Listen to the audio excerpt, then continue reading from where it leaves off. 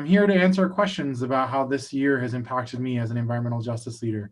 I can tell you it's impacted me a lot. In fact, I'm coming to you live from a studio where I literally just was announcing evacuation routes for people who are impacted by large wildfires just in here in the Front Range. And when I think about home loss, I think about how broken our system is, even for those that have housing. I've been doing a lot of service work this summer, the last 16 weeks actually, with a group we call ourselves the Headwater Protectors.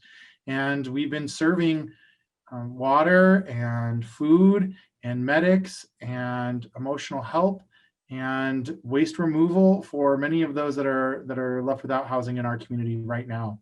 I think the biggest thing that's challenged me just as a community leader has been around COVID response, transparency with the government. I've had to do a lot of work and a lot of op-eds to push people in the right direction to have these conversations.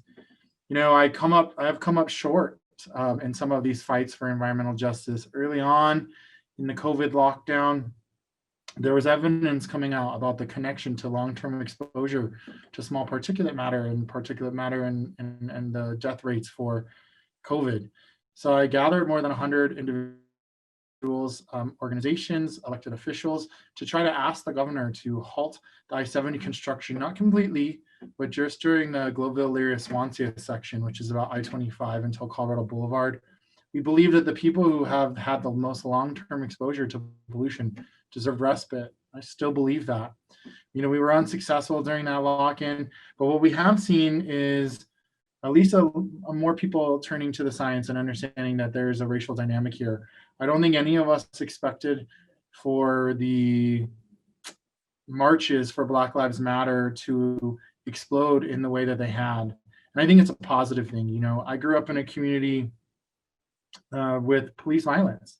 And in my own family, I witnessed it. I saw youth in my community be impacted by violence from the police. I actually had a chance to go to the March on Washington to get the knee off our necks rally. It was very profound and really disheartening to hear how many names from across this country are directly related to it. This violence from police is interconnected with this conversation we have about environmental justice. You look at Standing Rock, these are the same militarized forces that are all too happy to use their aerosol weapons, to use violence for people whom are trying to speak up for themselves. We saw it happen both in the protests this summer, but we've seen it happen consistently in my community. I think we're all united in that conversation.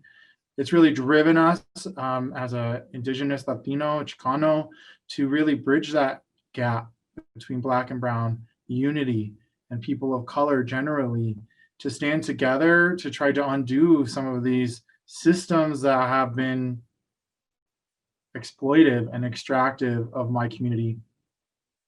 I myself went to jail in January for singing, literally for singing on the second day of legislature.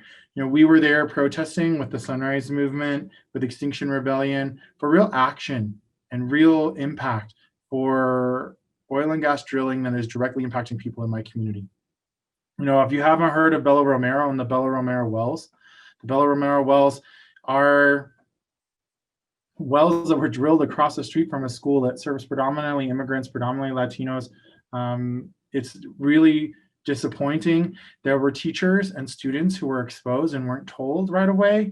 The parents weren't told right away. And long before I was ever in politics, I actually was a teacher. And I actually got my start as a teacher's assistant at the Denver Museum of Nature and Science. It's a place that matters so deeply to me. And it has built my understanding of science, my understanding of cultural competency, and my love of being a teacher. And so I couldn't stand by and not say something as teachers and children were being exposed. And this direct connection to COVID, these are the same Somali families, these same Latino families whose parents work at the Swift factory. If you're not familiar, Swift factory producing meat is one of the highest levels of COVID outbreaks in the entire country. It was national news. So these are the same families that are facing the same exposure consistently. And it's not just here, it's all across the state of Colorado. I had a chance to be out in Battle of Mesa, where they're also fighting with oil and gas, where mothers whom I went to support because they had their children had a Black Lives Matter rally in Rifle, Colorado, that was completely surrounded by white supremacists this summer. I said, "Oh my God, I got to go out there." I went out there and I visited with them, and the conversation switched very quickly from this conversation about white supremacy to a conversation about bad water and how water is giving their skin lesions and how they don't take showers in it and no one drinks it, but the government tells them it's safe. I've had a chance to go to Flint, Michigan. I understand people's distrust around the government when it comes to these issues. So I've been on the front lines lately trying to relate to them. And I think the other thing that comes with this distrust is at the national level. During the midst of COVID, so many bedrock environmental laws were rolled back, and we had a presidential administration whom literally told their government agencies to tell businesses that they didn't have to report their compliance for air toxics, for water toxics. I mean, this is absolutely insane. And one company in general, Arch Coal, the largest coal producer here in Colorado, they actually constructed an illegal road high in the mountains. Had the opportunity to go there and tour it myself.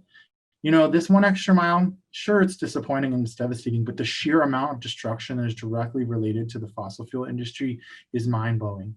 They're taking on not only forests, but our sacred sites. If you haven't heard of Choco Canyon, and again, I was talking about anthropology and archaeology, because I had a chance to work for the Museum of Nature and Science, I had a direct relationship with these artifacts. I've ground stone matates, ground corn on stone matates that are 10,000 years old. Is profound for me, and right now our ancestral lands like Choco Canyon are under attack.